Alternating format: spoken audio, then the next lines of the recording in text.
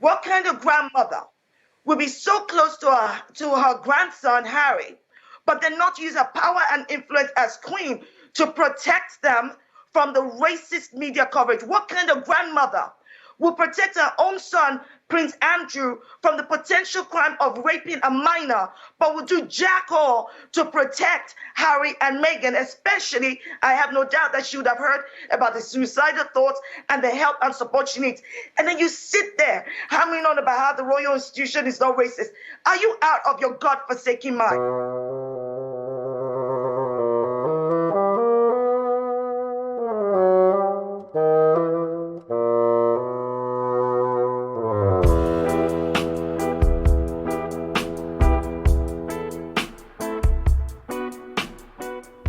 I'm Garrett McQueen. I'm Scott Blankenship. And this is TRILLOQUY, the podcast celebrating giant women everywhere. What do you think about giant women? That's one of the things that the masked man in The Princess Bride wishes for Andre the Giant, dream of large women. Interesting that you bring up The Princess Bride. We do have a royal conversation to have today. See? Yeah. Celebrating giant women, both proverbially talking about, women with big voices and really using their platforms, however you want to describe that, define that, but also in the fantastical sense. I'm going to talk a little bit about music from a show called Steven Universe, a woman-powered show called Steven Universe. So a little bit of that. Happy International Women's Day, by the way, Scott. As we record. Hello, everyone. Welcome to this 91st opus of the TRILLOQUY podcast. To the returning listeners, thank you so much for coming back. We're coming up on 100 opuses, and many of you, by the numbers that I see, about 600 of you have been here from the beginning. And I think that's cool. Wow. To the newcomers and the newer-comers, thank you so much for joining us. This is a podcast where we take music that we consider classical, throw it outside of the concert hall into the streets, and really try to connect it all. I love doing this every week. How about you, Scott? Our streets ain't done. Yeah, amen. Support for this 91st opus of TRILLOQUY comes from Unclassified. Unclassified curates fresh classical music playlists for moments and themes, including women of classical, hues of music, black voices, classical pride, and more. Follow them at Unclassified HQ on social media and discover more at unclassified.com. You're at unclassified.com right now, Scott. I've just been cruising around through some of these playlists. Classical pop is on there as well. Classical pride, women in classical is another one, so that's very appropriate. What's in that classical pop playlist? Hang on. I'm looking down through Vitamin String Quartet playing Blinding Lights. We got Mary Beezer, is it? Maya Beiser. I'll have to tell you my Maya Beiser. Well, I'm looking through my progressive lenses, and I don't know where to tilt my head to get the right focus. There it is. So lots of really incredible stuff on these unclassified playlists. So definitely Dolly go Parton? check that out. Oh yeah, it's one of the classical composers of Appalachia. Okay. No, this is cool. Yeah, I like this. So go check it out at unclassified.com. Big shout out to everyone over there at Unclassified for supporting TRILLOQUY. The downbeat for today comes from Dr. Shola Mas Shagbamimu from over in the UK. I really hope I pronounced your name correctly. Me too. I stayed up really late last night and waited for all of the UK people to wake up. Oh, no. To see what they had to say. And I heard the whole Piers Morgan thing live through somebody's phone on Clubhouse. And Dr. Shogbamimu was tearing him up. Did you see that? Did you see that clip? Nope. Well, the people heard it in the downbeat there, got them together. I actually did not.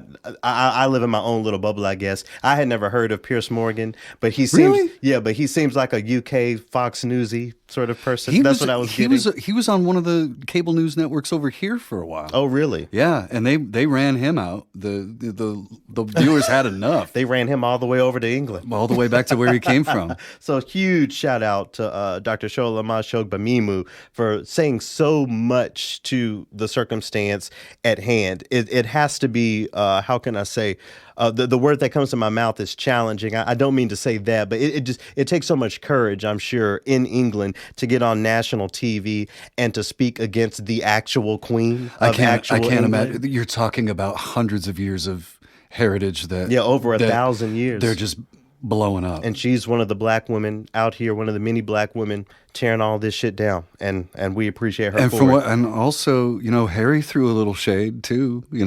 When he was given some of his answers. We'll get into it. Right on. Dr. Shobamimu, I'll also know, is the author of a book called "This Is Why I Resist." I'm going to get my copy, and I'll have a link to that in the description of this opus. Did you talk about the music that you were going to bring in today already? Psalm 1 is the artist, Twin Cities artist, but she is originally from Chicago. I do not know her pronouns, but I have seen other pieces where they refer to her as her, so I'm going to go in that direction. But Psalm 1 is not only my accidental, but also my music choice for this week. For the second movement. Looking forward to that. In the third movement, today's featured guest is Courtney Bryan, the newly appointed Louisiana Philharmonic creative partner. We're going to talk about a creative partnership with the Louisiana Philharmonic as far as reaching out into the community and creating music and experiences that really speak to those people. We're going to talk a little bit about Courtney Bryan's music. Courtney is an alum of Oberlin, so she actually offers a response to everything we were talking about last week. So, and we also have some responses, I suppose, to get to in the first movement. So we'll get to that. But just very quickly, I want to send a huge shout out and congratulations to Dr. Christine Gengelhoff, former TRILLOQUY guest, along with Ms. Kathleen LeGrand on their new book, Tour de Force, a survey of the classical music, so-called classical music of the Bahamas and the Caribbean. I took part in that book release virtually that took place down in the Bahamas last week. I'm so proud that there are so many people, so many women specifically leading the charge and helping us decolonize the way we look at music history, the way we contextualize the word classical music. So down there in the Bahamas and across the Caribbean, they now have a text that affirms their aesthetics and their traditions as classical. It's an exciting time, isn't it? Yeah.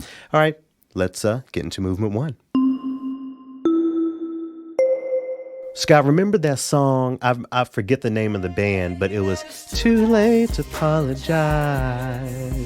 I don't. Too late. We'll put it in under there. I forget the name of that band. I feel so.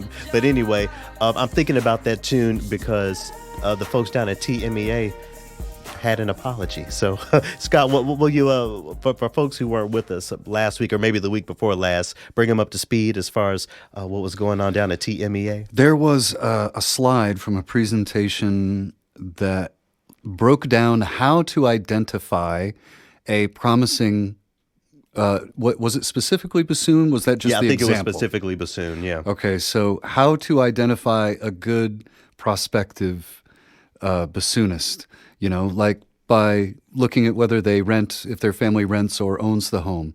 Does the family move a lot? Has the child had experiences privacy, playing, right? Yeah, but playing individual sports like golf and swimming, all of those cheap sports that it doesn't cost anything to play, right? So a gauge of affluence, maybe? So the internet was upset, to say the least. You know how the children are. Mm-hmm. We will get on the internet. Mm-hmm. and the person who put this out, Frank Wallace down there in Texas, put out an apology for all of the problematic issues in that presentation. I'll read a little bit of the opening here. It says, "Dear friends and music colleagues, I owe an apology to more people than I can imagine. My presentation on February 12th, 2021 at TMEA on identifying beginning bassoon candidates was rooted in guidelines that exclude a diverse range of students. I now recognize the harm I have inflicted. I was wrong and I apologize." I'll link the rest of this in the description. It's a long apology. It's exhaustive. It goes through every point, every little thing that he did wrong and that he wants correction on. He even puts his email in the apology saying, look, reach out to me. Help me get myself together. What did you think of this apology? We see a lot of the tweet apologies. My bad. I'm sorry if I made y'all feel a certain way. This one feels more genuine than some of the ones I've seen, I'll say. Well, because isn't it following along with some of the breakdowns of initiatives, and also when we were talking about a love supreme, of all the different, you need to recognize the problem, and then you need to resolve to fix it, persevere on the path. So that looks like a good apology, but I have to emphasize that I've been not in Frank Miller's shoes, but close to Frank Wallace is Frank. his name. Frank Miller. Yeah, Frank. I've been close to that situation, although not as deep of shit that he's in.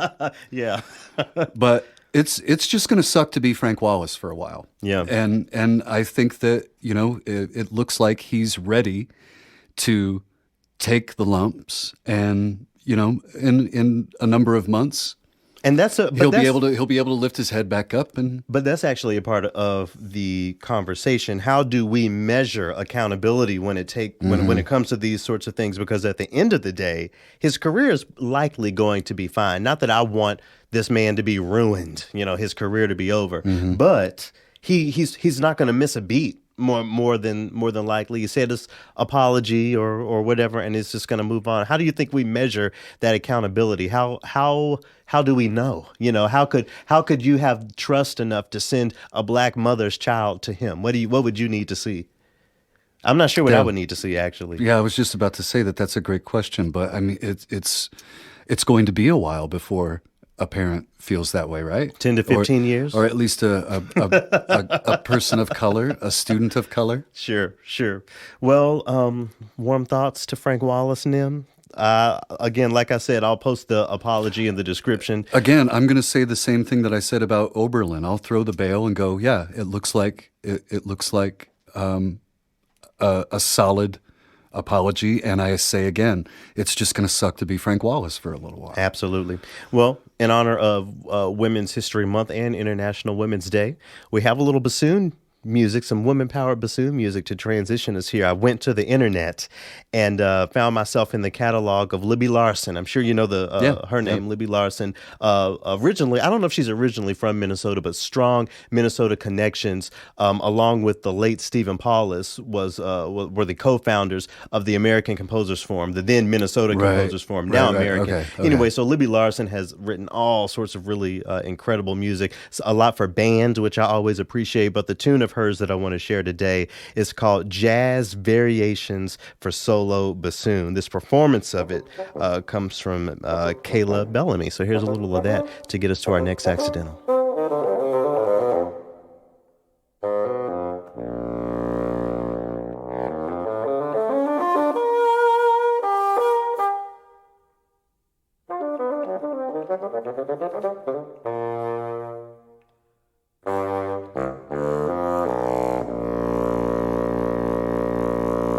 That apology gets a natural, by the way, just putting a natural beside that, because naturally we're gonna see what comes of it.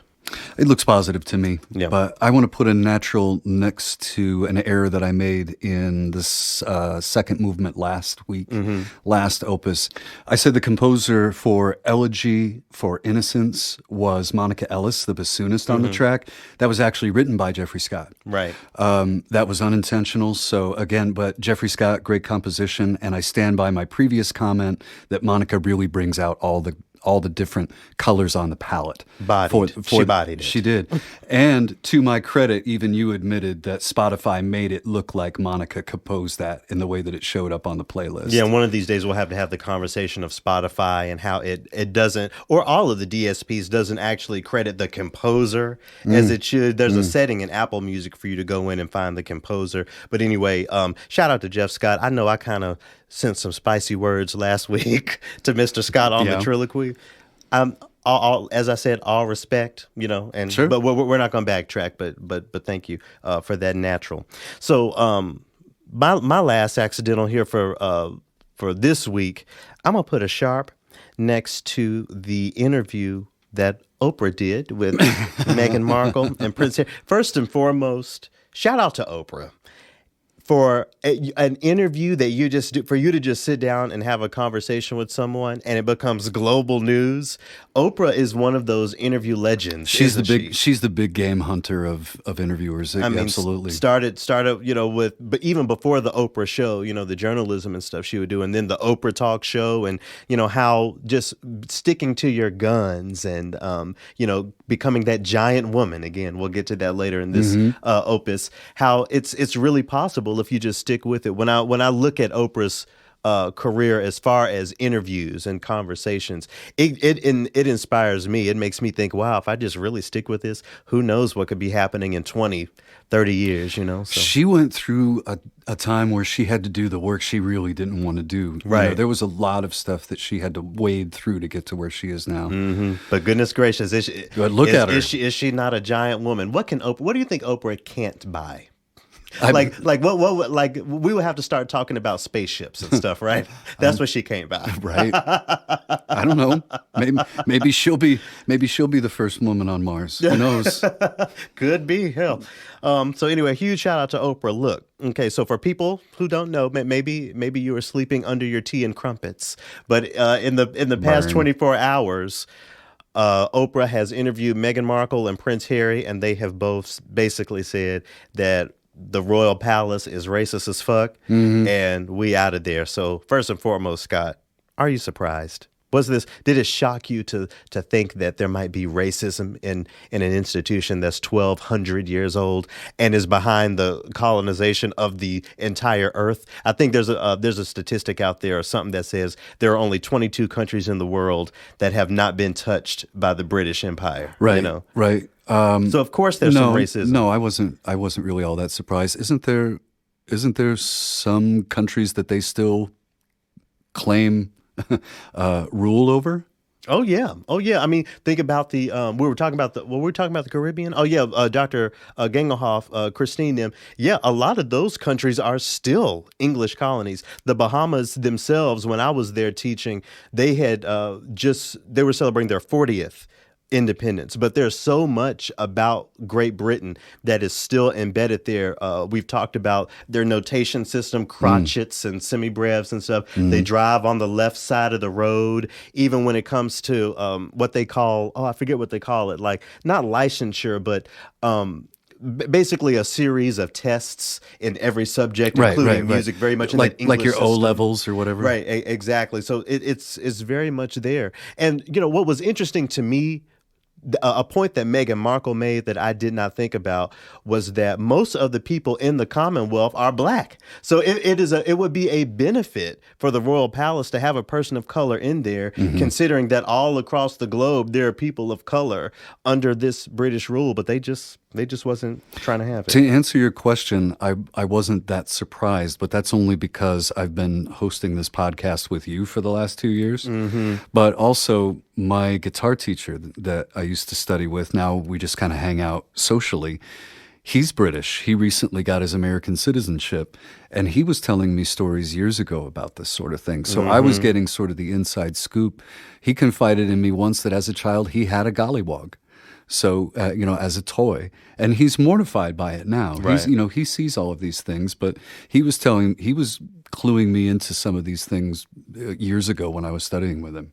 I'm going to read a little bit. I'm at revolt.tv, and the article is titled, Meghan Markle says royal family had concerns about how dark her son's skin would be. From that article, in those months, this is Meghan Markle talking, in those months where I was pregnant, all around this same time, so we were having in tandem the conversations of our son won't be given security, he's not going to be given a title, and also concerns and conversations about how dark his skin might be when he's born. Now, Prince Harry did not say who it was, and updates, he has said who it wasn't. He talked about, okay, don't y'all be talking about it's the Queen of England. Yeah, it wasn't her. He said he was never going to relate that story, didn't he? Well, he said he would never tell who said that. I think it was his brother. I think it was his brother. Wasn't that one that got off the hook? It wasn't his brother or mother. No, I thought he said his grandmother or That's it. Wasn't the right, grandmother. or wasn't the grandmother husband. Anyway, we don't know about the royal family. Anyway, he did not say who it was, but think about Meghan Markle's skin complexion. Let's just go there. Think about Meghan Markle's skin complexion. Think about Harry's white ass. And what color could their child be? They don't want the child to be a little bit tan, a little bit French vanilla. And so imagine if they had a dark skin, somebody my complexion up in there. They'd have had a fit. The firm, as they said, would have had a fit. And when we talk about this, of course, I'm thinking about conversations of colorism. I'm thinking about classism.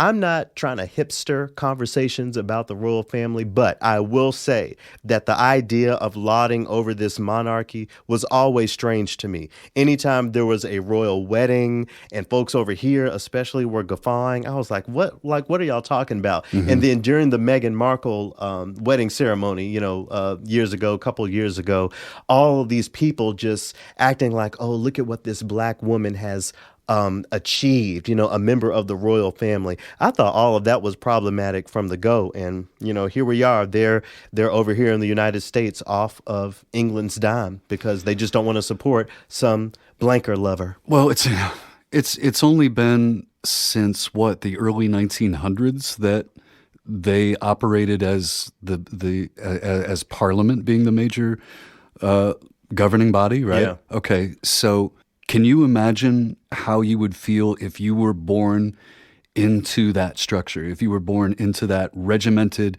everything has to appear a certain way so that it reflects well on the firm, the institution, whatever you want? That sounds like jail to me.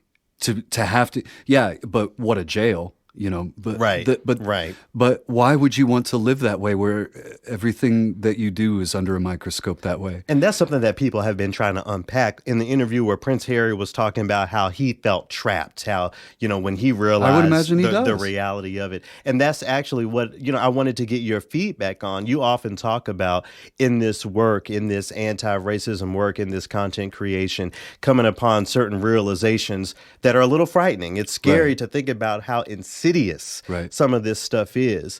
I'm sure at one point Harry was like, wow, this palace is racist as fuck. Right. Can you speak to the feeling of what you know to be true, your whole reality being shattered because you have realized how problematic it is foundationally? Well, it's happened a couple times, and you remember one night when the riots were going on last year, and you came in to relieve me, and I sat there like I was in shell shock just because I had my bell rung about my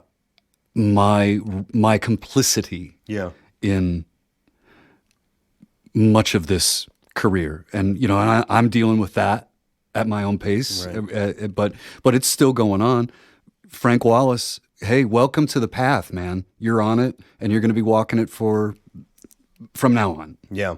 When Meghan Markle and Prince Harry and them came over here with nowhere to go, no security or anything, you know who house they went to? Did you read that? No. Tyler Perry. Oh, that's right. That's right. He did come back into it. Madea was at the front door with a pistol saying, come up in here if you want to. No, I'm just playing. But that's what I thought of when I heard that. Yeah. There's, and so bringing this to the arts, bringing this to even, Big C, classical music, Western European stuff, Rafe Vaughan Williams and other folks wrote lots of pieces in honor of Queen Elizabeth II, then princess in the time that this music was being written. But when I think about the context of this and what Queen Elizabeth could have done, I'm always going to hear those pieces of music and think about the racism therein, and then further beyond that. If we're talking about the racism in the royal palace, we have to talk about the racism in the royal Albert Hall and the Royal Philharmonic. what I'm thinking about now is how everything with that word royal in front of it, everything with some sort of attachment to the firm, Yeah. musical organizations and so on, that's something that has to be considered. Even at New Year's, I think we were talking about how they kept their New Year's for their New Year's concert, they kept the national anthem on there, talking about Britain's Right. never, never, never will be slaves. Right. This brilliant prose that these English people have just saved and cherished for all these years. Right. I could go on and drag that for a long time. But anyway, I'll have a little bit more for Queen Elizabeth and the Triloquy in the fourth movement. I would only point out how Prince Andrew kind of got a pass. He was, connected to Epstein. Oh, what? Oh, see, I didn't. Oh, shoot, they sure did. I think that was mentioned. I forgot about that. So he is committing sexual assault. But And it's fine. they just kind of Brush him to the side. Right. They took away his website and But all that. but as soon as Harry gets with Meghan Markle, you see how racism, when we talk about these so-called oppression Olympics, and I think it's a really interesting conversation, especially during Women's History Month. Gender equity is important. I think from the history of the world, we have seen the cultural oppression of women. In modern society, to me, it seems like racism takes that front seat. And of course, Black women of color, get it even worse than the Right. rest of it. But you see what they won't allow? Where they will draw the line? They will draw the line at Right. race. Right. Period. And male. And male. Yeah. It's a man, Prince Andrew. Oh, right. Oh, of course. Right. And I don't know. I think back to the Princess Diana stuff and how they did her. And Yeah, that was sad. so warm thoughts to Meghan Markle and Prince Harry. Prince Harry is all right. I'll just say that. And I don't give a lot of white trophies, but Prince Harry is all right. We get a B out there. In continued celebration of Women's History Month and today, International Women's Day, I wanted to make sure to find a Black Afro-English composer to celebrate. And the composer that I wanted to bring in, her name is Hannah Kendall. I learned of her at my previous radio job. I'm sure you've seen her name coming across the playlist. The piece of hers I want to bring in is called A Winged Spirit. When I think about what Meghan Markle has gone through, when I think about what all of the women whose names we will never know, what they have gone through, that winged spirit, that spirit of overcoming, flying above, for the women who are able to do that, it is so incredible. And, it's an experience that neither of us and most men will ever be able to speak to. Being under that pressure as a Black person, as a Black woman, a woman of color, being disrespected on top of the years and years and years of oppression, and it's where I take a step back and humble myself, because as much as I rail about racial equity, I understand that the intersection of racial equity when it comes to gender equity is even more oppressive. And I'm glad to be able to use a platform to speak to it, and also to share some of the beautiful music by the Black women over there fighting the good fight. Again, these stories that we will never know. So here's a little bit of a composition called Winged Spirit, music by Afro-English composer Hannah Kendall.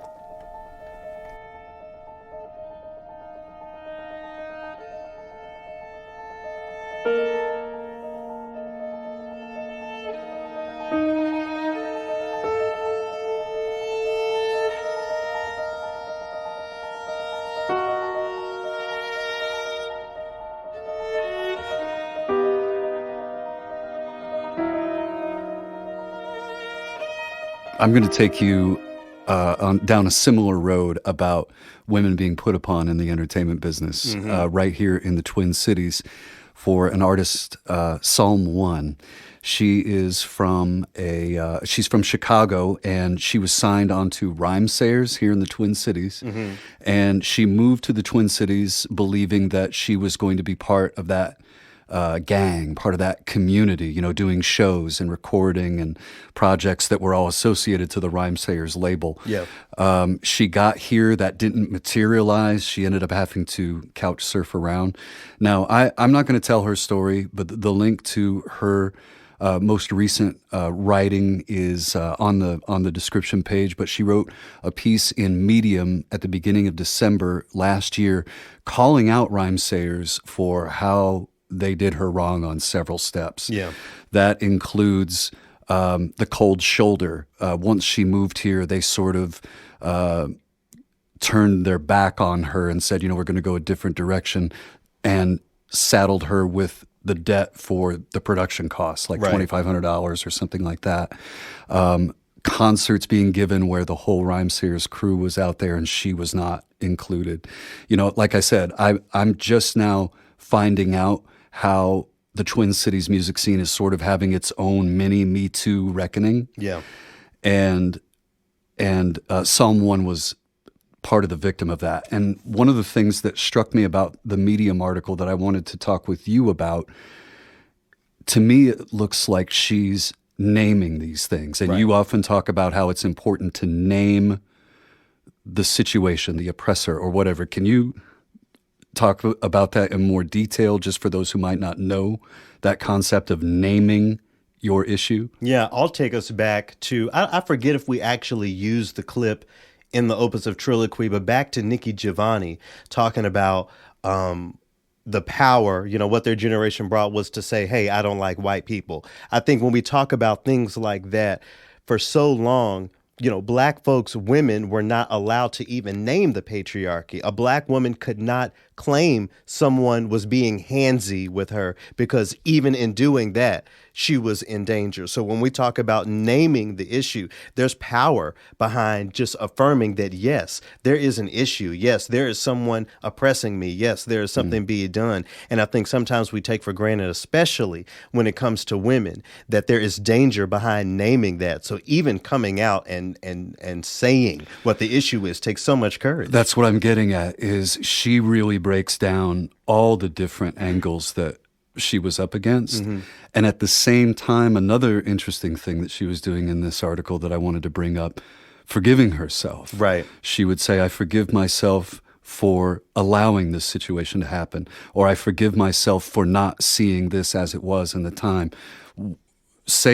Talk to me about that piece. Well, let me read a little bit from the article. So Psalm 1 is speaking within the context of hip hop. She says, my seat at their table was the culmination of my blood, sweat, and tears. I was showing up and rapping my ass off. I was holding up my end of the bargain. I forgive myself for being so naive, for thinking they could somehow see me as more than my gender. So in the context of hip hop, the woman who is rapping is still, even to this day, sort of seen as the novelty, sort of the, you know, that other thing. And we forget that these women are actual artists, are actual rappers, and are having to traverse that level of novelty. I'm thinking, you know, back to the so-called classical music, the novelty of the spiritual on the concert, or this black sounding thing. You know, it's so much more than that. And I think what she's speaking to, again, is forgiving herself for thinking that these power structures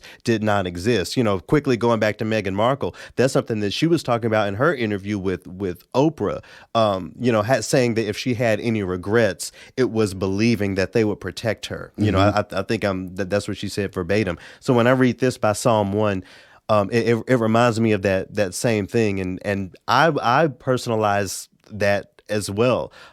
Taking a step back and saying, hey, it is okay that you are wrong about trusting these people, or thinking that these folks wouldn't do this. That is a very real thing. And I honor Psalm 1 for bringing that to the table. That's something more of us need to sit with ourselves and learn to do. Forgive ourselves for being wrong, being naive about how insidious, how racist, how misogynistic these structures, these systems are. Not only does she step out in the writing, but also in her music. I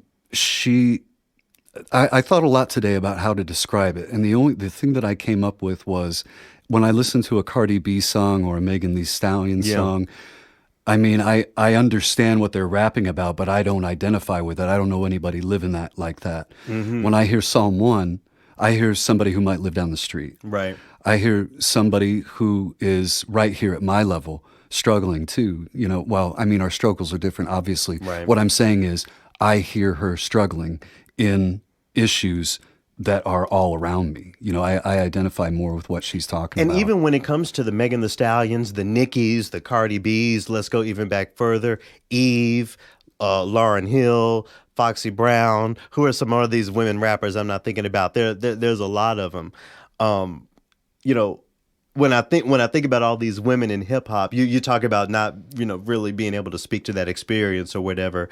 I think about all of the gay men who heard, you know, their own struggles with these men and whatever else through that music and was attracted to it. You know, that's why I honor women in hip hop, because sometimes I need to hear a song about how blankers ain't shit. It's hard. Maybe I should get used to saying the word ninja.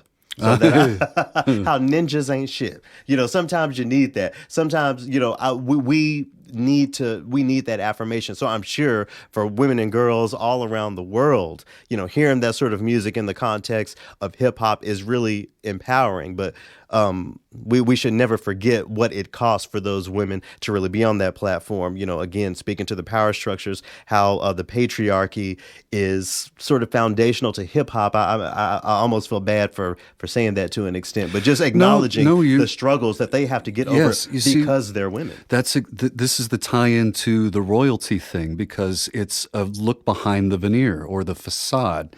Because the Twin Cities music scene, when I arrived here almost 15 years ago, it seemed so supportive. It seemed such a family sort of inclusive thing, liberal, you know, all that sort of thing. But when you find out that that isn't the way, your heart kind of sinks a little bit. Your stomach gets queasy. Yeah. When you realize it ain't sweet. That's how I would say it ain't sweet. Out here. That what you thought what you thought a thing was is not in fact how it appears to be, and it breaks your heart. So what should be our response? For me, I think about, okay, how can I actually support this person? So Psalm 1, has music on Bandcamp. I have gone, and if you don't know, for folks listening, if you don't know, a lot of artists will put their music, you know, on this website called Bandcamp, bandcamp.com. You can pay the suggested price for the song or just offer more. Just give them money. So I've gone on to Bandcamp and bought music by Psalm 1. I encourage you to as well.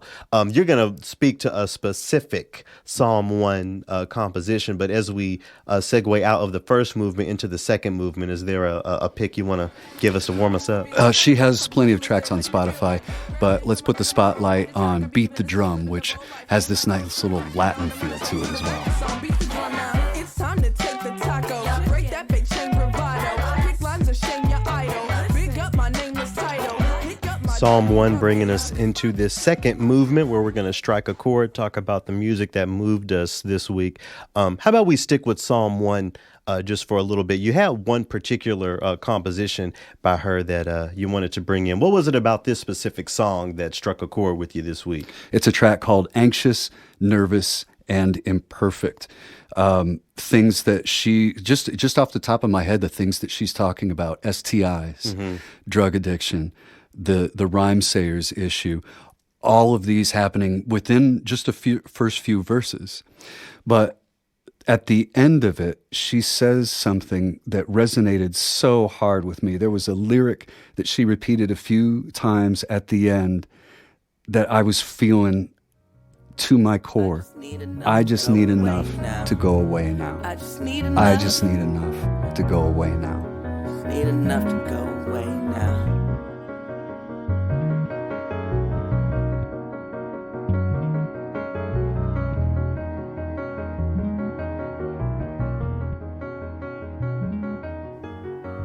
What does that line mean to you? I just need enough to go away. It could go many ways. I just need enough weed to get through the day, to go away. I just need enough money to move away from this ghetto-ass United States of America where it's racism and all. It could go many ways, and I think that's what's beautiful about this song. That's what's beautiful about music, the many ways that you can relate it to your own story. Huge shout out to Psalm 1. Thank you for putting me on to her. Sure. Using different songs to speak to different experiences is what this next group of composers has done really well. I want to send a huge shout out to Ivy Tran, Rebecca Sugar, and Stephen Valima for writing the first tune I want to, the tune I want to talk about called Giant Woman. So when I get into my animated show bag, I know that it could be a little convoluted and confusing if you don't know what I'm talking about. So I'll keep this simple. Dell got me onto this show called Steven Universe. It's about gems who are personified as women. It's a very woman-driven show, a very queer-affirming show, but it's all within the package of kids. You know, the fun songs, really excellently written music that speaks to so many things. I know that you're watching it, but what's the target demographic? Probably, it's hard to say because a lot of these cartoons the adults watch, I would say the target demographic is probably the 9-year-olds, 9 to 12-year-olds. Okay. But so first of all, the creator of the show, Steven Universe, Rebecca Sugar, is the first woman to independently create a series for Cartoon Network. And thinking about independent content creation, it has to be such an exciting thing to have a whole animated thing. A podcast is one thing, but to create an animated series, to create that sort of content independently, we're going to make it onto staff. that. Yeah, that's really huge and exciting. One of the songs that makes me think of, you know, the power of that independence is one called Independent Together. It comes from the Steven Universe movie. And Scott, when I think about, you know, independent together, I think about my independence. I think about what it could be like if you were independent, and how the content that we create together, how our fusions for people who watch the show could be really huge. Plus, you know, on top of just the way it hits close to home, just, you know, good music. Independent together, you and I. Independent together. Independent together we can fly. Independent together. Independent together. Independent together, you and I. Independent together, you and I. So anyway, among the many incredible and affirming songs from this woman-powered content is called Giant Woman. In the show, the main character, Steven, wants two gems to fuse because he wants to see what they look like together. So he sings this song called how he wants to see a giant woman. Beyond the fantasy of that and the Steven universeness of it all. When I hear the song, I think about us as men, Scott, and I think about how we can never know the woman experience, but how we can, you know, do what we can to see women grow and see their impact grow and see their music or whatever. You know, I think about wanting to see a giant woman in that way and doing everything I can to support that. What comes to mind for you on the topic of wanting to see a giant woman? other than the obvious. You put me on the spot. And then I have to sit here and I mean, has there never been a young woman that you are really rooting on, who you really want to see make it, who you really want to see people attracted to their music or to their art, or, you know, were you never the cheerleader for someone? When I first here? Or anywhere.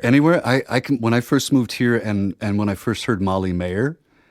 Oh yeah, shout out to Molly. I was a huge fan of Molly Maher, and here in the Twin Cities, she's guitar royalty. Yeah. So do you think? Do you? I know that she doesn't need my help for promotion. Well, She's I know got plenty Molly of is people. all into the roots and stuff, but do you think she could get into the rock sort of? It seems to me that she could. She's done that too. Yeah. Shout out to Molly Maher.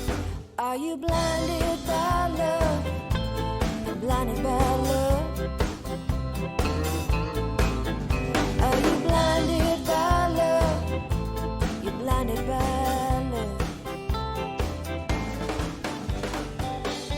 I like the idea of men being the cheerleaders for women. I like the idea of women really taking the lead as they do in this show, Steven Universe, and the production of it, really growing impact, really growing influence. Like Steven, I too want to see a giant woman.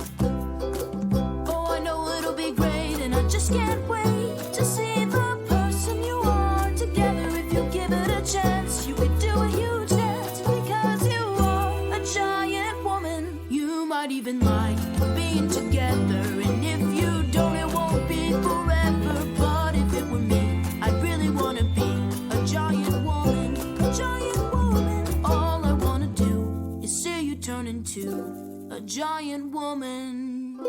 So before we get into my conversation with Courtney Bryan, I wanted to bring up one more giant woman, a woman named Alice Coltrane. She came up in our conversation, and I wanted to make sure that the folks listening had some sort of context around who this was. So had you ever heard the name Alice Coltrane or know much about her music? Not much about her music. I know she was married to John. Yeah, she was married to John Coltrane. She passed away back in 2007 and really led the way when it came to this fusion of, again, to use a Steven Universe term, this fusion of classical, so-called classical, of so-called jazz, of experimental music, very talented piano player, a magical harp player, and one of those names that we don't say often enough. One of the piece of music that I wanted to bring in is called Galaxy and Satchidananda. So I let you hear a little bit of that before we started recording. You get some of that, I hate this phrase, but some of that so-called world music sound, with some of the Eastern aesthetics. Of course, you have the piano and the jazzy feels. The little bit of music we listened to of hers, would you consider that something that is appropriate for the concert hall? Well, of course you would consider it something that's appropriate for the concert hall.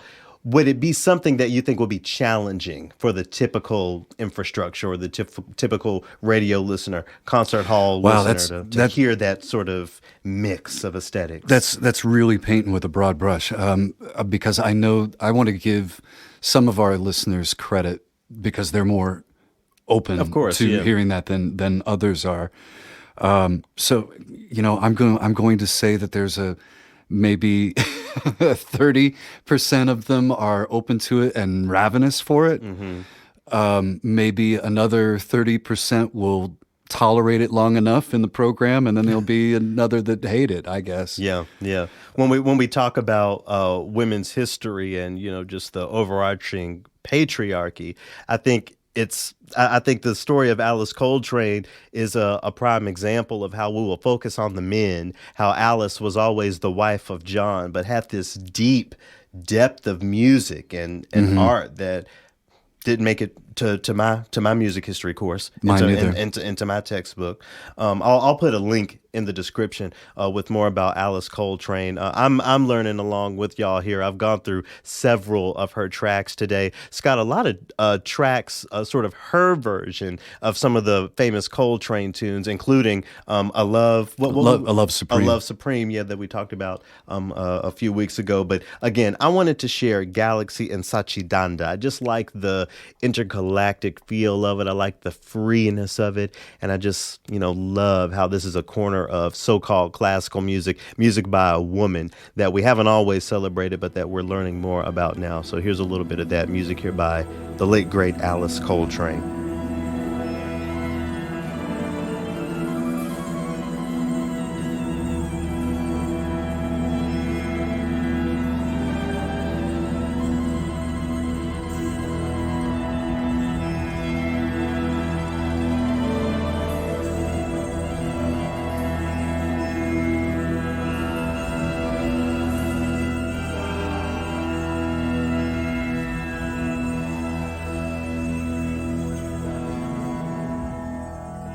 So like I said, Alice Coltrane was brought up in my conversation with Courtney Bryan, the newly announced artistic partner with the Louisiana Philharmonic Orchestra down in New Orleans. Courtney Bryan has done all sorts of work everywhere. She has a piece of music called Blessed on the Opera Philadelphia channel right now. We've talked about the Opera Philadelphia channel. She has a violin concerto that is digitally premiering this Friday as we're recording this. It's called Stemage. We talk a little bit about that. A new commission featuring Jennifer Coe. We've talked about Jennifer Coe and another important woman in new music and classical music. Courtney Bryan spent many years in many places around the country, but is actually from New Orleans. So this is a homecoming for her. And one of the things that we talk about was what is it like to come back to New Orleans as someone who's from there, but someone who's new, someone who's been gone for so long. I'm sure going back to Omaha today, even for you being gone for 15 years, Yep. is going to feel different, you know? It feels like that sweater that you used to love, but it doesn't fit anymore. Exactly. And Scott, something that I think that you could appreciate is that for many of us, you know, even folks my age, you've been gone from your hometown for 15 years. So have we, you know, just in a different way. So, right. That time is there. So, anyway, we talk about those and so many other things. I want to shout out Scott Harrison from the Louisiana Philharmonic Orchestra for getting this collaboration squared away. Thank you so much for your help. As we transition into my conversation with Courtney Bryan, I wanted to share a tune of hers called Generation Y. We talk a lot about what new generations bring, how my generation, millennials, Generation Y, we didn't reinvent the wheel. We didn't bring these conversations of racial equity to the concert hall, but we're continuing them. So that's where Courtney and I begin our conversation. What has our generation brought to the discourse of racial equity, gender equity, and classical music? So here's a little bit of Courtney Bryan's composition, Generation Y, to get us into our conversation for this week.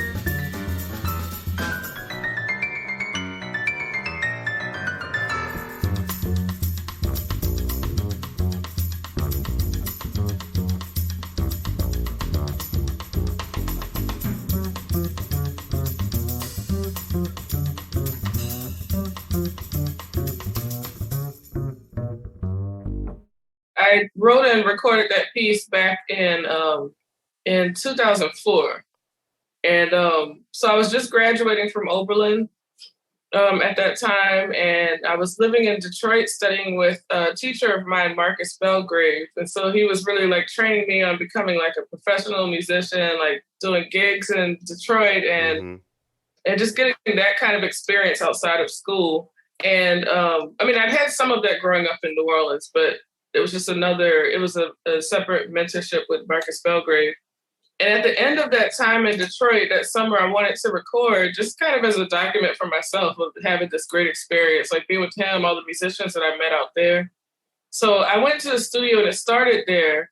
But then I decided after that, actually, I want to turn this into an album. And so then some of my friends and colleagues from Oberlin, Casa Overall, drums, and percussionist Ben Malamet, and then a bass player, Ben Williams, who I met him when he was a student still at Michigan that summer in Detroit. We gathered and did some more music. So that was one of the pieces. And then I wrote it specifically, like we're all of that same generation. And I was just it was kind of a celebration of like us as a generation, kind of finding our own voice and doing our own projects. And so it goes back to that time of my life, like straight out of college. Yeah, so that's where I was thinking when yeah, I know the world's bright. But yeah, so I don't know. It's interesting to think of how it relates. I mean, to our generation, I mean, there's definitely things that we've added, and then there's things that at this time period, now that I'm 38, I'm really looking at the younger generation and seeing how they deal with different issues, how outspoken they are, how because of the generations that came before them, they have a language to speak on a lot of what's going on in our world. And it's such a very clear and knowledgeable way, and they're very bold about it. So I'm very inspired by the younger generation. You're definitely right in describing millennials as bold and outspoken. Feel free to pass over this question, but the world, including this podcast, has been talking about your alma mater, Oberlin. Do you have any reaction to their recent bit of drama? Sure, I do. Actually, I was teaching, I co-teach a class at Tulane with my colleague, Matt Sakakini, and it's called Black Music, Black Lives. Mm-hmm. So the previous week before that flyer happened on, and we talk about all kind of Black music, but that particular week, I was leading a focus on Black composers of the Western art tradition. However, just kind of having a wider conversation about what that means, but they read a piece by Ollie Wilson on the Black American composer that he wrote in the 1970s. And part of what he mentioned that the students really gravitated to was what it meant for him to write symphonic music and music like that during the 70s and during this Black Power movement, and what it means to create music and what the music's supposed to say as a Black person. Mm-hmm. So they really gravitated to that aspect of the piece from Ollie Wilson. But also I had them read George Lewis's, what he wrote in the New York Times a few months ago, just to get some listening examples of a variety of types of composers. And so he's had a list of composers going from Blind Tom, William Grant Still to Natalie Josham. And I was on the list as well, and Martina Roberts and Elvin Singleton, Tanya Leon. Mm-hmm. So his article just kind of gave an idea of how wide that category is of when you say a Black composer, you listen, So anyway, we had a whole week of that, and then I saw the flyer online. First of all, I want to say I love my alma mater. And so with Oberlin, I really do, I really admire the history too, like as being the first, like whenever you look at Black composers, like William Grant Still went to Oberlin, and right. I forget the whole list, but like Nathaniel Dett, a lot of people. Yeah, aren't they? Yeah, so there's that history there. At the same time, I mean, it was a bad flyer. I don't know. It was badly designed flyer for what it was trying to communicate. But someone sent me the flyer, a friend of mine, and I didn't know to be upset. I was actually just excited because I saw what the programming was. Mm-hmm. I saw that it was Les Chevaliers de Saint George. It was William Grant Still, who went to Oberlin, and Jeffrey Mumford, who was my teacher at Oberlin. Mm-hmm. So I saw that it was very thoughtfully planned out. Like it was Black composers, but also two of them had direct ties with Oberlin. And of course the flyer was badly designed, but I actually wasn't as upset about it as some people were. I just thought that it could have been designed better. Yeah, the internet loves to be upset. So like so many musicians, especially of our generation, leaving home is just a part of the trajectory, whether it's going to school or finding a job. You have made it back to your hometown. I'm sure you're thrilled to be back home.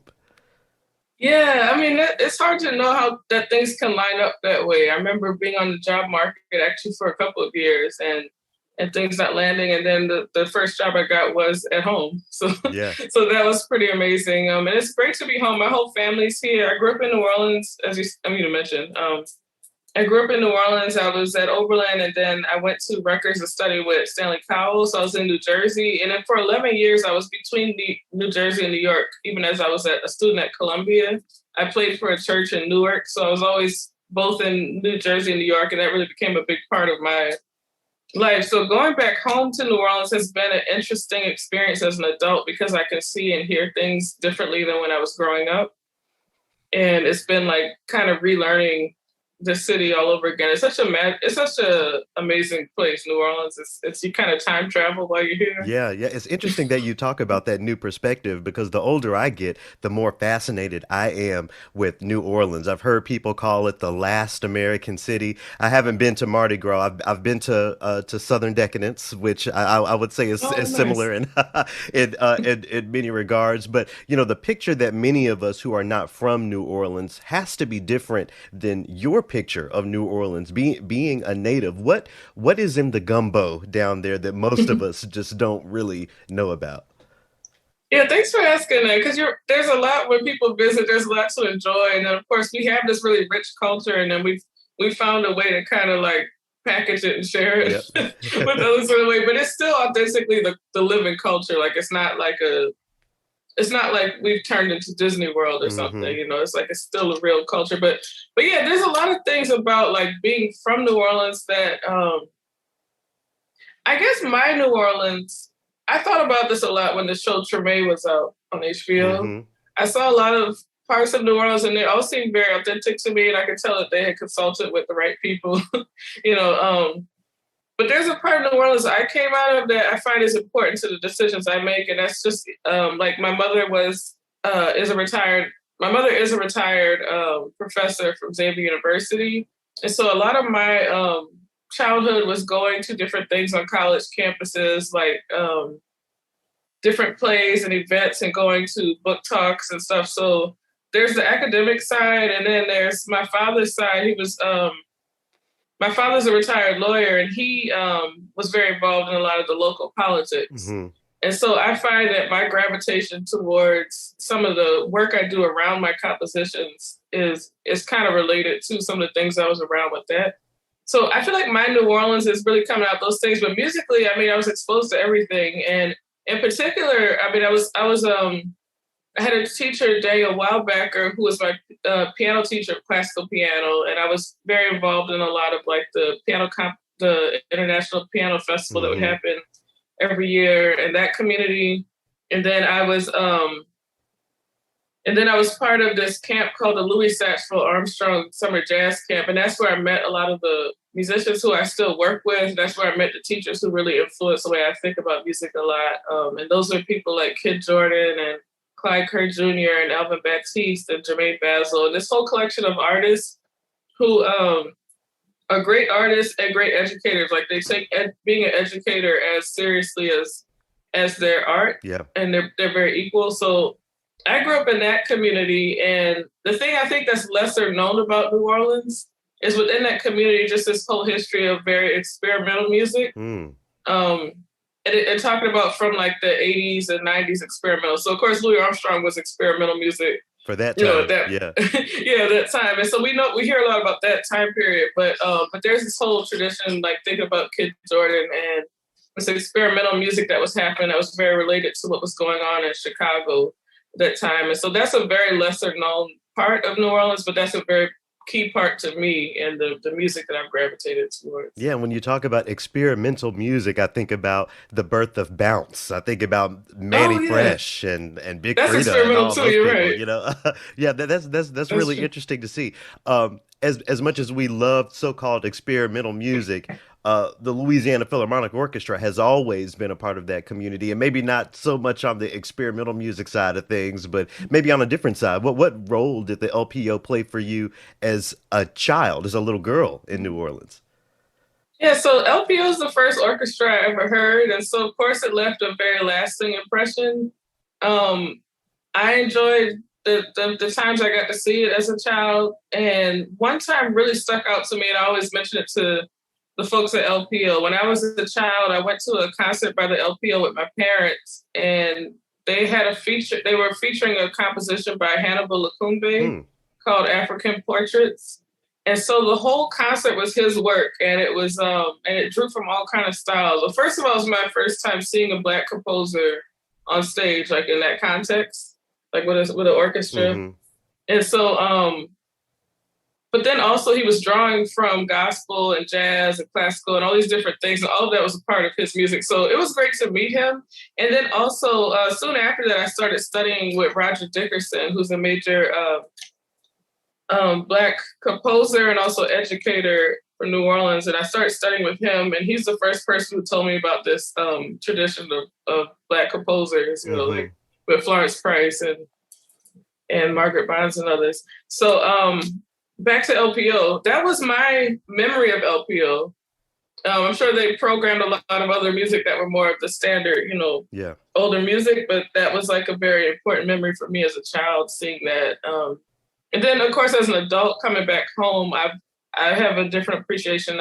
Before I started working with them, this became like one of my favorite things to do, like for fun. Like when I'm not teaching, I would, my parents and I would go to the LPO concerts together and just kind of enjoy it, just be like a fan of the, you know, the musicians. And I really enjoyed the LPO. Like just the feel of the music, like it's and I enjoy the way Carlos Miguel Prieto conducts like his interpretation of music and all the musicians. So anyway, that's something I've done for fun before we started actually working together. So it's been like different stages and different views of LPO. Yeah, and of course, fast forward, you're now working with the LPO. Your memory, your picture of the orchestra, being the vehicle for Black composers and Black music. If we're going to be honest, that's not everyone's picture of what an orchestra is. I would imagine certainly not for Black folks down in New Orleans. How does that inform this collaboration? How are you convincing, the little girl that you were years ago that, yes, this is an organization that also promotes Black music?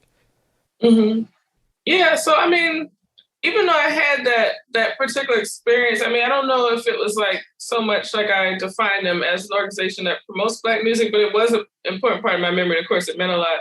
But I think that it sounds like what's going on now is they really are making they have been programming more and more diverse music. Like as I was going to these concerts, I was enjoying like the diversity on the programming. But they're making even more of a push to have diverse, but also more and more living composers of various styles, various identities, and that's something that I guess in my work with them, like as creative partner, part of it comes in different parts.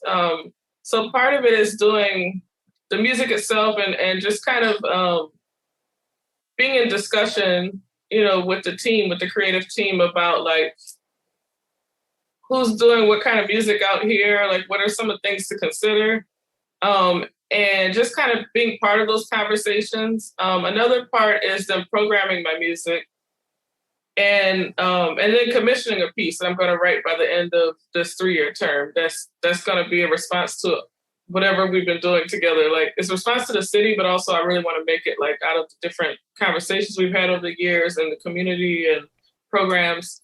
And that leads to some of the programs that I've already started with them are the educational ones. So we're working with kids in the schools. And it's building off a program they already have called Music for Life. And so, and I have this program that I did when I was composer in residence with Jacksonville Symphony, where I started a program called Sounds of Your Neighborhood. So I go to different schools and we work on them creating sounds of their neighborhood, just using their voice or any body percussion, or if they wanted their instrument, we kind of brought the instruments in later. Mm-hmm. And then to take those sounds and then learn how to create music and how to improvise, how to compose, and just talk about the words as they did it. And then what they created, I ended up using that inspiration in the piece that I wrote for Jacksonville. So that's like a project I did. So I'm kind of bringing that same approach to what's already set up with LPO, mm-hmm. and then we're going to see where that grows from there.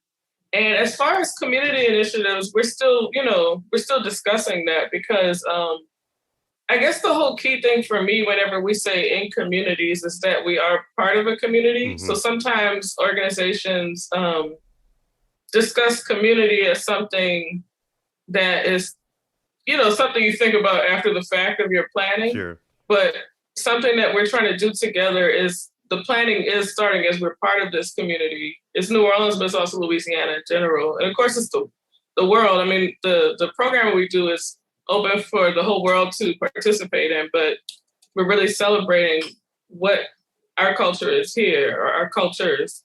And so we're trying to start from that place. And so I really like that approach because we are part of a community. So we're just still seeing where that goes. So I'll be able to speak more about that. Sure. And as I think about community, neighborhoods, culture, as it applies to New Orleans, physical and social distance seems to not mm-hmm. really run parallel with that. How has COVID impacted the way you see community and your work down there in New Orleans? Yeah, I mean, it does create a barrier. It's like as much as Zoom creates opportunities, it also, I mean, not just Zoom, but social distance and forget Zoom as a company. I feel like it's just a way of life. Right, at this point. Yeah. But like, for example, the Music for Life programs are all over Zoom. So it makes it easy to just pick a time, I guess. And, as long as the kids are able to join the way they do for school, we do everything over Zoom right now. it makes kind of finding out what to do harder with social distancing. I feel like in a pre-COVID time, I probably would just be making visits here and there and talking with people more. And a lot for me in my career and in my life has happened just from being places and talking with people and spending time and maybe like having a meal together or, you know, things like that. So with that part being gone, it's like everything is happening here. Like I'm thinking like what exists or, you know, and that whole just being places part and just finding out stuff from being here, being there and talking with this person and meeting this person is not there. So that part, you know, I miss that and look forward to when we can do that again safely. But I guess we're doing the best we can. Yeah, I bet you in a lot of those conversations you have with your colleagues at LPO, there are folks who, unlike you, are not from New Orleans. Do you find yourself being a sort of cultural ambassador in that way for folks who work for the organization who may not, you know, really have or be as familiar with the juice as you are? That's a good question. You know, that's something I've been coming to terms with moving back home is that, yes, I am from New Orleans and I have this connection to New Orleans in a certain way, like what neighborhoods sort of symbolize to people or like what areas feel like a neutral space where people would gather versus this area where I don't feel welcome or do. But also my memories are from my childhood in the 80s and 90s. And then things have changed so much since I've been away. So I come back home and I have these memories and I feel very authentically from New Orleans, but I'm also spending a lot of time relearning New Orleans. Like so much has changed after Katrina in the first place. Like all of the schools have changed and we really define things in New Orleans by what school did you go to and like what neighborhood, like what ward are you from and what school. And a lot of that, a lot of that's just new.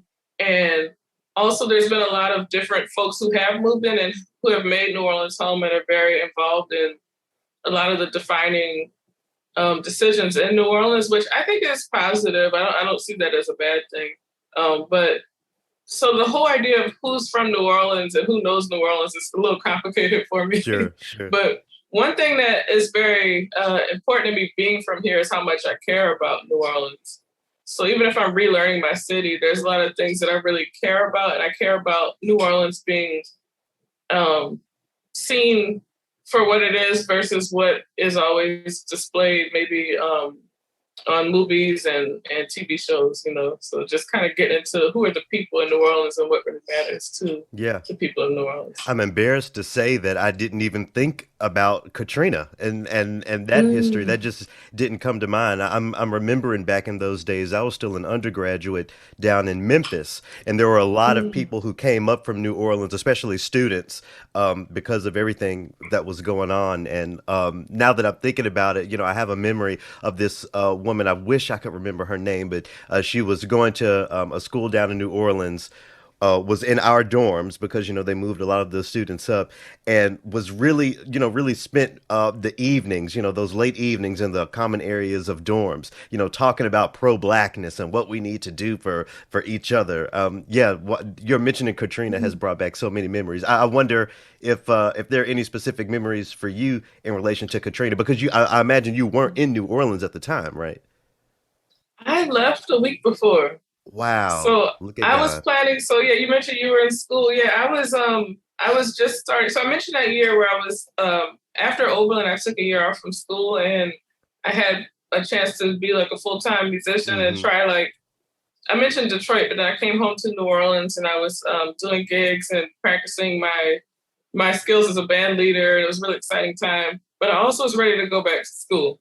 So I went that's when I started Rutgers the next year. And I was working with Stanley Cowell, and my sister and I started driving there. It was actually the week before Katrina hit. We had no idea. And as soon as we arrived in New Brunswick, New Jersey, we started hearing things on the news. And then, so it went from there. So I actually moved right before, but I saw what was happening to my city over the TV, and, you know, as we all were watching it together, I was watching it from away, and I was in touch with my parents at first, but there was this period of time where the phones didn't work from that area. So I knew that they had evacuated, but it took a while to find out where they had evacuated to and how that worked out. So a lot of us, many of us always people don't say the word Katrina too much in New Orleans. They either say before the storm, after the storm, or they say pre-K, post-K. But it really defined a lot. Like there was that tragedy that happened, but then there was also all the changes that happened afterwards, like developers coming in and building things, and the schools changed. I mean, there were just so many, like, it was just abrupt changes in like how things worked in the city after that point. So it's still like a lot to catch up to, like moving back like some years later. Yeah. So when it comes to, I'll use your vocabulary, pre-K, post-K. You know, I'm sure the storm just put a lot of people's priorities in different spaces, especially when it comes to what we should aspire to be, what sort of work is sustainable. You know, going back to the community programs that you're doing in conjunction with the Louisiana Philharmonic, how do you convince the child, or maybe more important, the parent, that music is something that can be of use to them, even if they aren't looking to grow up and become a professional musician? I'm glad you asked that, because that reminds me it's important to let them know that, you know, that I always feel, because I've taught young people a lot, especially when I was in grad school at Rutgers. I taught piano lessons at a community music school, and it was all kind of ages, but was starting from 5. And I just really wanted to make sure they enjoyed the music, because some parents brought them there because they enjoyed piano and they had fun, you know, and I still had them at a certain standard so that they're progressing, but not the pressure of like, you making a career in this. And then there were a few parents who wanted their child to become the next star, wanted them to become a star by age 7, you know? And so I wasn't the best teacher for that, because my whole memory of learning music as a young person was just how fun it was. Like I wanted to be at the piano, and I wanted to create music and just like record stuff and try stuff out and be messy with it, just try stuff out, not worry about where it was going. So for me, working with young people, I feel like it's important, first of all, for them to enjoy it, but then to teach them things along the way, just like they have in school. You know, like there's certain things you learn, and of course, any of us who play music know that the discipline part is a key part of being able to enjoy it. Like the discipline isn't fun itself. I mean, they're having to practice like for a certain amount of time, but then over time you get to have fun because you've learned what it is to have that discipline, to learn an instrument, to learn how to create. So I mean, in these programs, we're not really like there are programs through LPO where they have musicians from the orchestra that are teaching private lessons and are doing that sort of work and training young people. And these programs that we're doing is more just kind of like, my main goal is for young people to know they can create. So that's like the overall goal. And I use the word create because I don't want to get into the words of improvisation and composition yet, you know, because they get very loaded. But just to know you can create, so you don't have to wait until you've learned the instrument for 20 years and say, now you're ready to start composing. It's like, no, actually, if you have an imagination, if you have like, you know, even just with your voice, that's why I emphasize just with your voice and any body percussion you can create. And then, of course, once you have an instrument in your hand, you can do that much more with it. Or if you have like computer access and you can do things on your, on like a digital workstation. So whatever people have access to. And of course, you know, it's better if we could figure out how more kids could have more access to all of these things, you know. But that's my main goal with this program, is kind of driving that home. And then I'm sure that for so many young people, seeing your imagination realized in pieces of music as performed by the LPO is inspiring as well. We're going to talk about your violin concerto, Syzygy, here in a second. But before we get there, you know, when I'm looking at what's also on the program for the premiere of this violin concerto, there is a bit of the canon. I saw the name Aaron Copland there. My critique is always that we don't actually need the canon. Why can't we really center new music, black music, and leave the canon behind? What are your opinions on that? Do we need the canon? That's a good question. I mean, it's good to have these conversations. And by the way, I appreciate following you on Twitter, because I've been learning a lot about what the conversations are, you know, that people are having. To answer that question, because I've been thinking about this.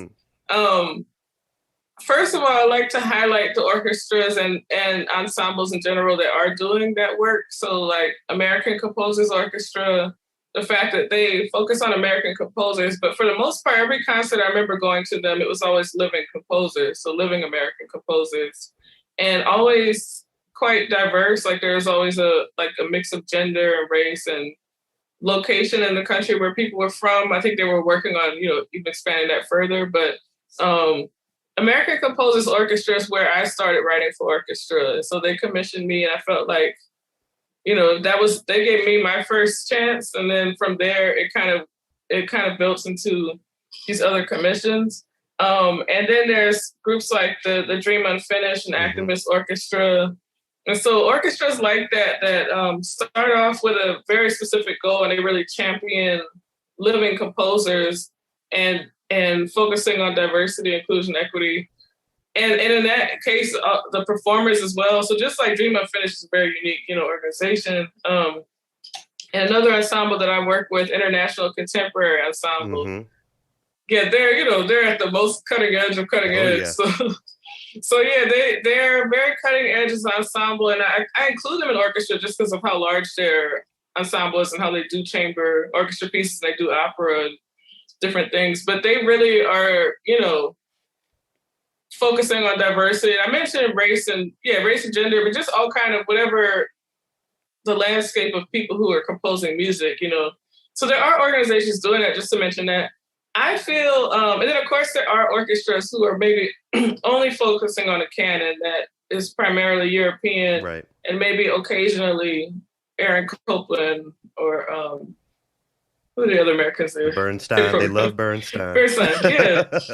So so there are, I'm sure, orchestras who do the canon of European music from before a certain time, and then a few American composers, and then there's orchestras that are in between that.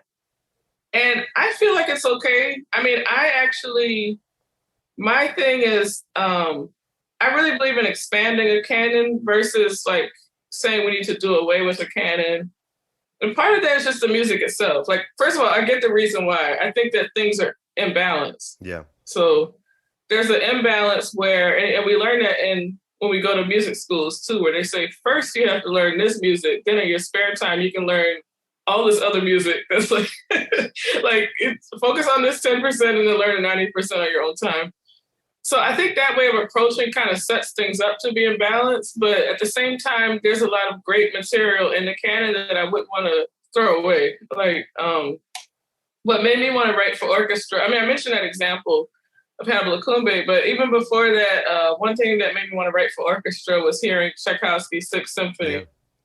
And I remember just like listening to it on repeat all the time in high school. And I just knew that one day I wanted to write a piece of that size and write for orchestra and just listen to how I wanted to write for that group of instruments, so it wasn't so much about classical music versus that. It was just like, I heard the sound and I wanted to do something like that. So my question for, I guess, majority of orchestras is how could things be balanced? Like, how can you kind of make it equal? Like, to me, it's not about doing away with the canon, and it's also not about like doing status quo, but how do you mix things up so that you get a diverse voice and that you can really kind of see things together? Like, I love when I hear a new composer alongside Brahms or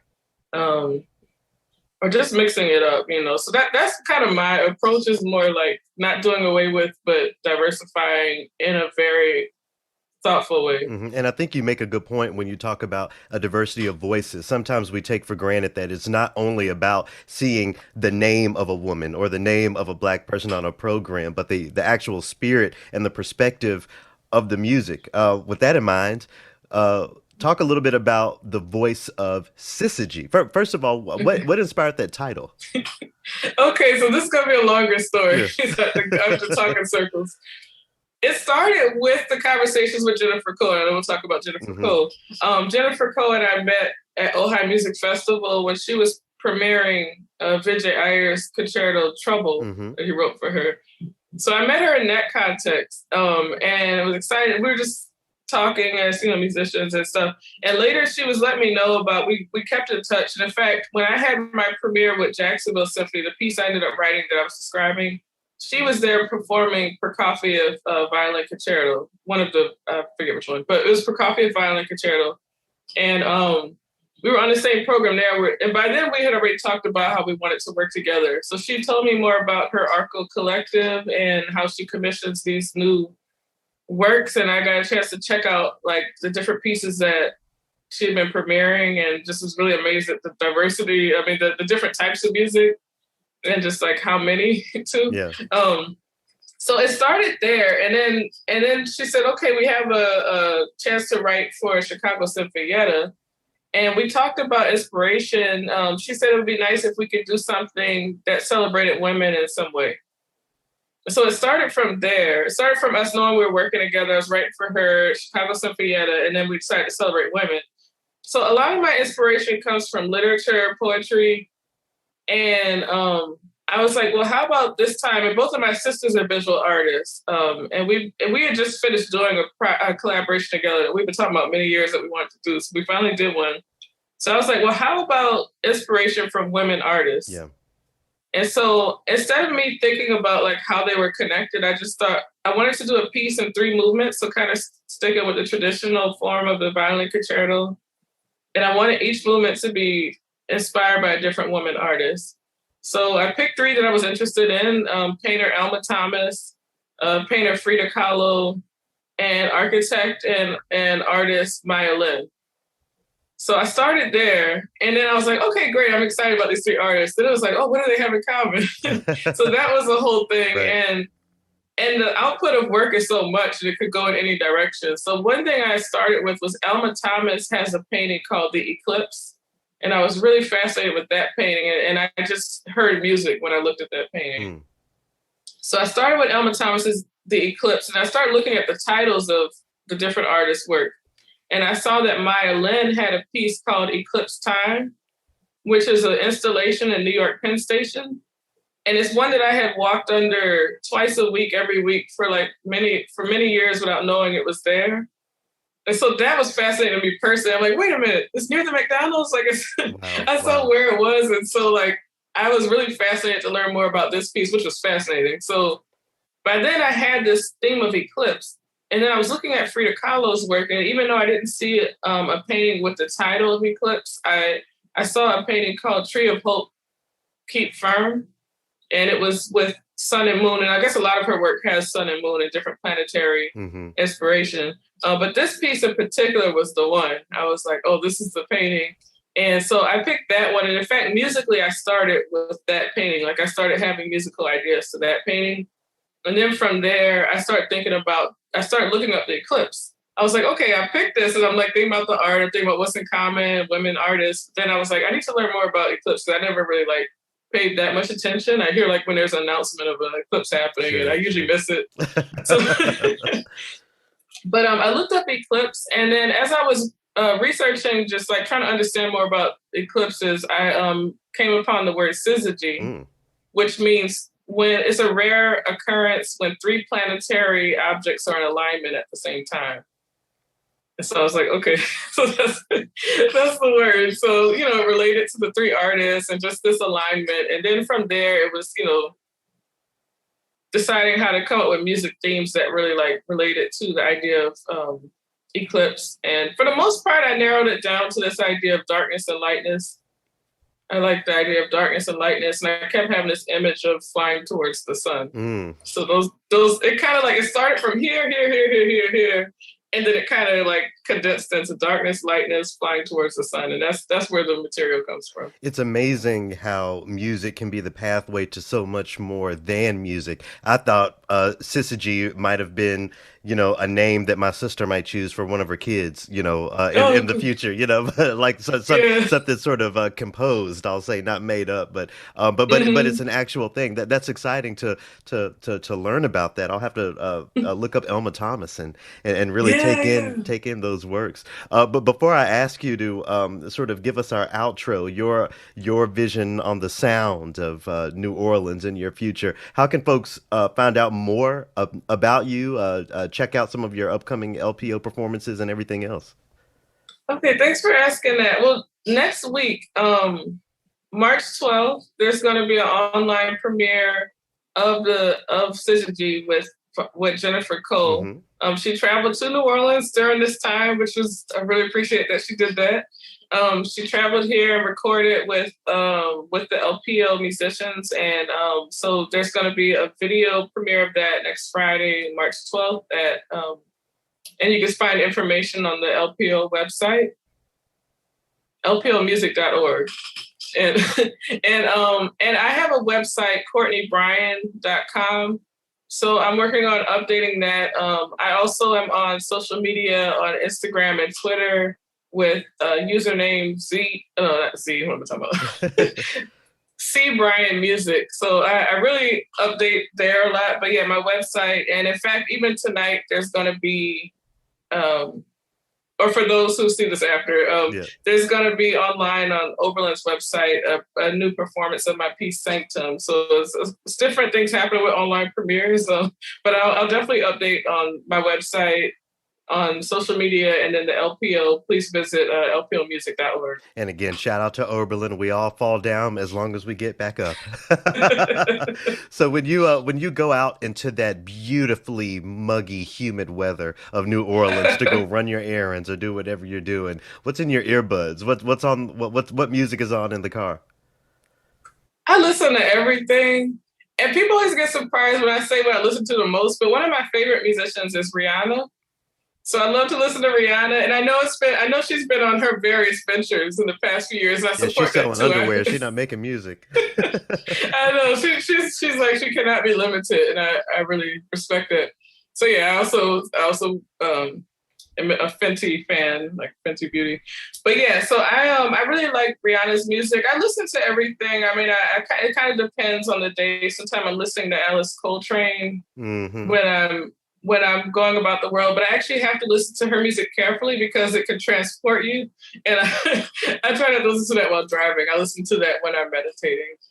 Alice Coltrane. But yeah, I listen to everything. So I just love music, and I like to listen to things that make me feel or think differently.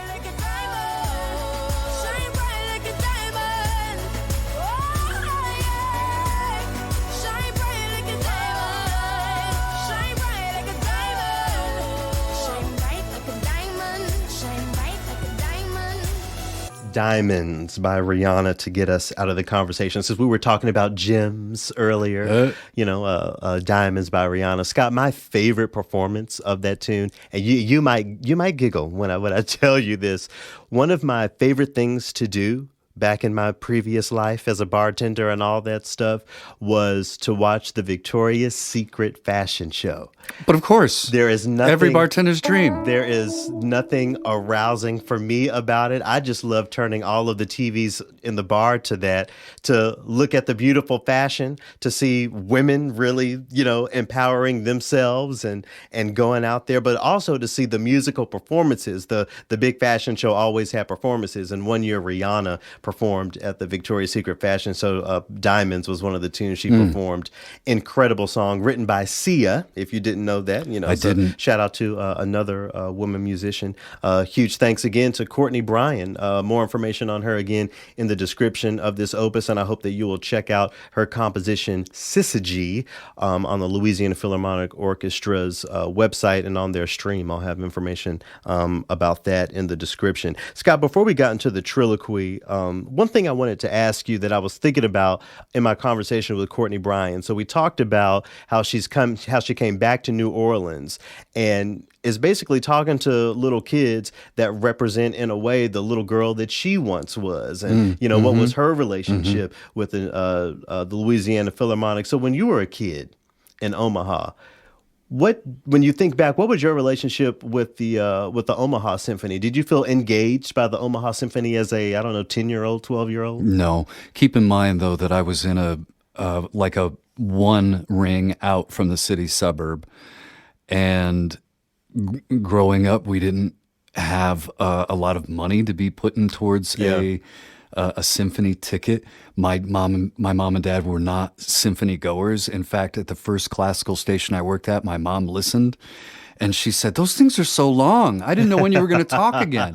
I couldn't wait, and they didn't like classical. My mother or father. So let's say my experience was through public school when Ballet Omaha would do the Nutcracker. Sure. We get a field trip.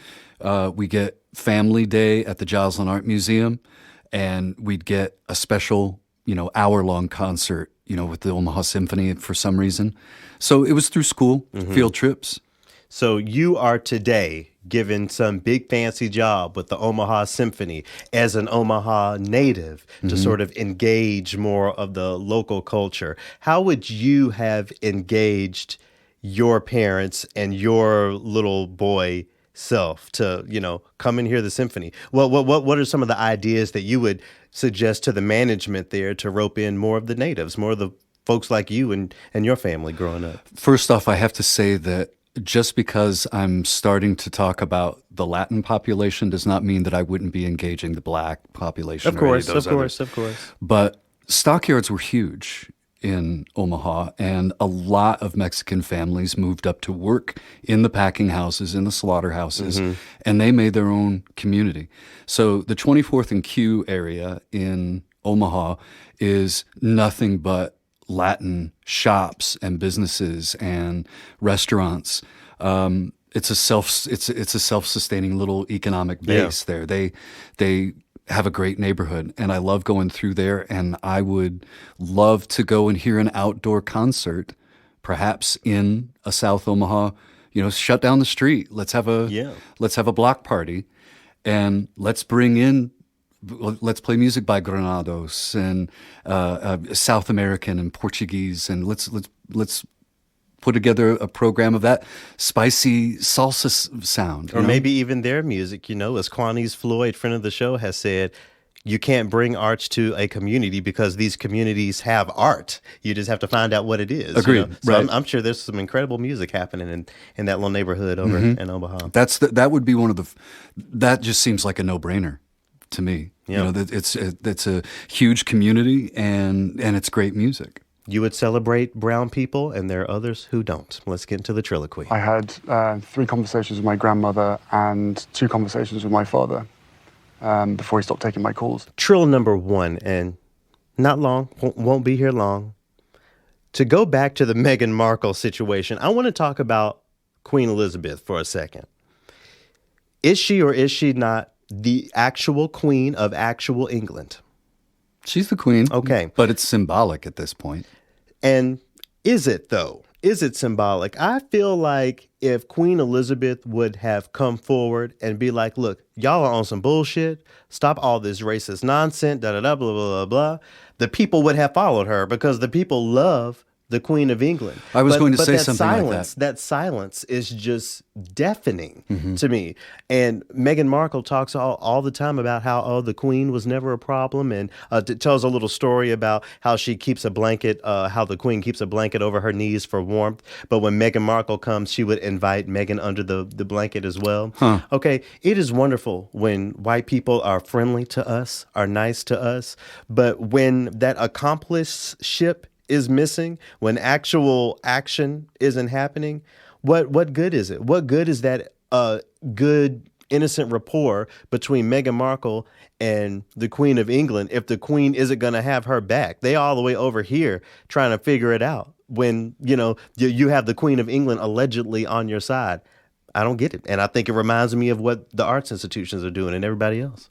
You are right in that years ago, when I visited England, I did not meet one single person over there that didn't have anything but reverence for the royal family.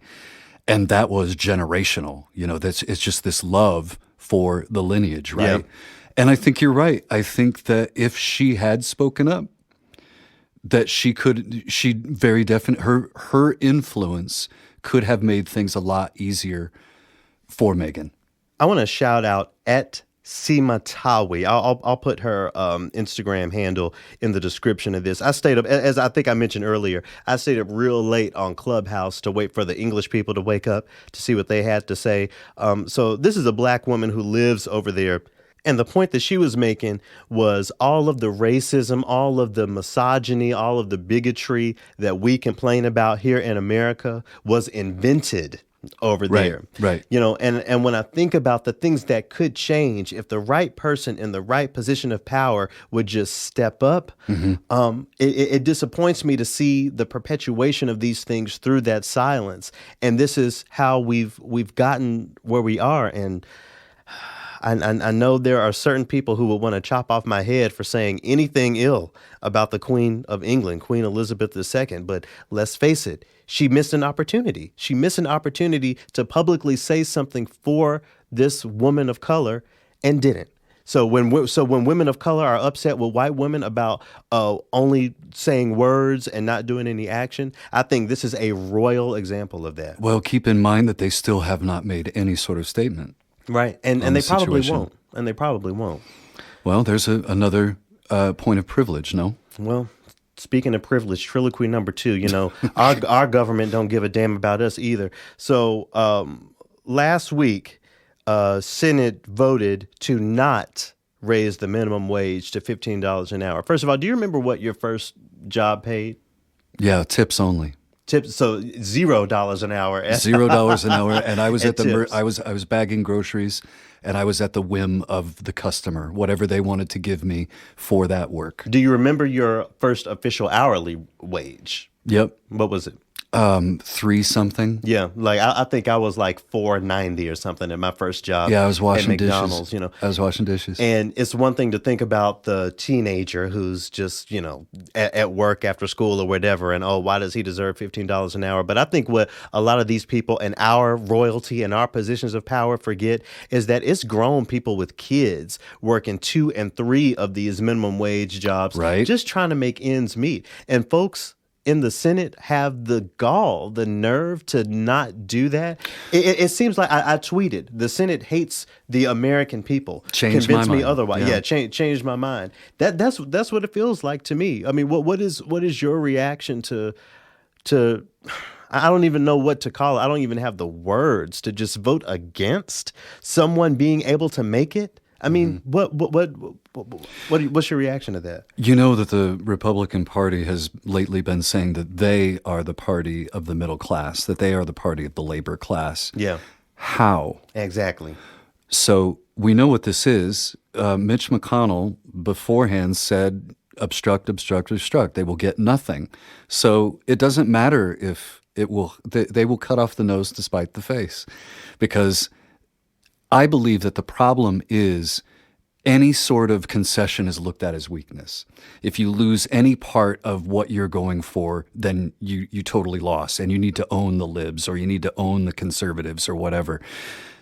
This is what governing is all about, is the compromise. And a compromise is something that you have when both parties are dissatisfied. So that is what we need. We need to be working together and making the concessions for the greater good. And it doesn't seem like the people that we have elected right now are interested in doing that. And I'm saying both sides. It's that male ego all through the chambers.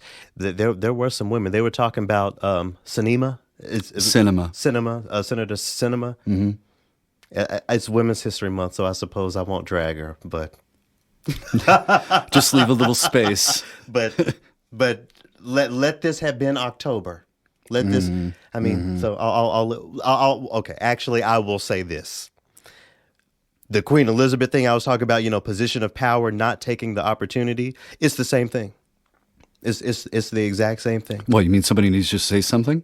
Someone who is not taking the opportunity to really advocate for people, and she's on the Democratic side, right? Right. Vote She's no. a moderate, though. Her and Manchin have outsized power right now. So if all these people don't give a damn about minimum wage for the common woman and the common man, do you think they actually give a damn about racial equity in orchestral music and choral music and classical No. music? That's a conversation that they really don't care about. So I mean, we have to look beyond the so-called leadership. We can't make that the parameters of what we can do. I think we have to look beyond it, because they aren't going to do it. They do not care about our livelihoods, much less the art we create. So I think we need to really figure out how we can do this for ourselves and really put something on the line. They aren't willing to put anything on the line, but we have to put something on the line for ourselves because no one else is. Final TRILLOQUY. Speaking of things being put on the line, Scott, and earlier in this opus we talked about naming the issue, right? Right. I went back and forth as to whether or not I wanted to mention this. I cannot talk about the Queen of England not using her power, her platform. I can't talk about cinema. I can't talk about these other people not using their positions of power if I'm not going to name the thing and be Trill, put Trill in TRILLOQUY. So here we go. I was asked a few months ago, I think actually back in November, to program a concert of chamber music for an organization that I will not name because I don't want them in the crossfires. But this organization asked me to compile a program. They gave me a date. They gave me a March date. So I was like, okay, so that's Women's History Month. So let me make sure that I put some women composers on the program. So I did a little bit of the traditional. I had Samuel Barber's Summer Music. I did a Donzi Woodwind quintet. And then I had Portraits of Josephine by Valerie Coleman, and a piece of music to match the Barber, Barber's summer music. Yeah. I joined that with Jennifer Higdon's autumn music. Cool. Okay. Cool. So the organization that I did this for sent only 2 of the pieces, actually, because it was going to be a split thing between 2 ensembles. So sent 2 of the pieces, one of which being the Jennifer Higdon, to the principal musicians of the Minnesota Orchestra. Long story short, the word that got back to me was that the program was too difficult. They weren't sure if they could really do this top tier by the time. So it fell apart with them. Musicians at the Atlanta Symphony Orchestra are going to do it instead. Shout out to Andrew Brady, principal bassoon down there, one of the black leaders in orchestral music. I'm bringing this up to say this. There are many of us in positions where we can impact things like programming, where we can institute gender equity into our own work. And there are folks who are not willing to play ball. These musicians considered it, and I don't know if it's all of them, but somebody over there considered it an inconvenience to really put in a little bit of equity, to put in a little extra work to make sure that this relatively unknown work by this woman composer has a platform. They didn't do that. That was a little bit too much work for them. So those musicians will not be playing that. This is what, go ahead. So what you're saying is they didn't want to learn the Higdon? Again, as I said, the word that got back to me was that the music was a little bit too difficult to be prepared to the standard in time. Now, also think about this, Scott. These are musicians, many of which are making 6-figure salaries. I was going to say it's that's their fucking job to practice and play this music. They can do that, can't they? But apparently they couldn't listen. This is what the inequities we rail against look like, and silence is how those inequities survive. Like I said, I really tossed back and forth whether I wanted to name this issue one of the many little issues that I deal with as an entrepreneur in the week, but we can't be silent, and I have to hold myself accountable, and that's what I'm doing here. Go listen to music by a living woman composer and reach out to her and thank her, because there are institutions out here that just will not play the music and will find any fucking reason, excuse my French, any reason to not give this music a platform. As much as we want to talk about, music by black composers, women, here y'all had the opportunity, and you should have been over backwards to make sure it could happen. Not just putting it on the same level as everything else, saying, I don't know if it'll work with the schedule. No, equity is making sure that it happens. And if that means putting in a little extra work, doing a little bit more practice, so be it. After y'all go and listen to a piece of music by a living woman composer and go find her and thank her, ask your local ensemble why they aren't regularly performing music by women. Maybe there's an ensemble out there that is. I don't know every orchestra in every city throughout the country. Right. But I would guess that most of y'all aren't centering black music or music by women. So reach out to them and ask them why y'all aren't regularly performing music by women. Now, that is, of course, if you are interested in being complicit in the issue. If you don't care about the issue, if you don't care that these orchestras, these ensembles aren't showcasing music about women, remain silent. But for the rest of us, make sure you do that. I'm speaking to every member of the royal family when I talk about silence is deadly. I'm talking about the Senate, how silence is deadly. And I'm talking about us, women up and down the list, need our allyship and need our accomplishship. And this is how we do it. See you next week. Fuck is in French.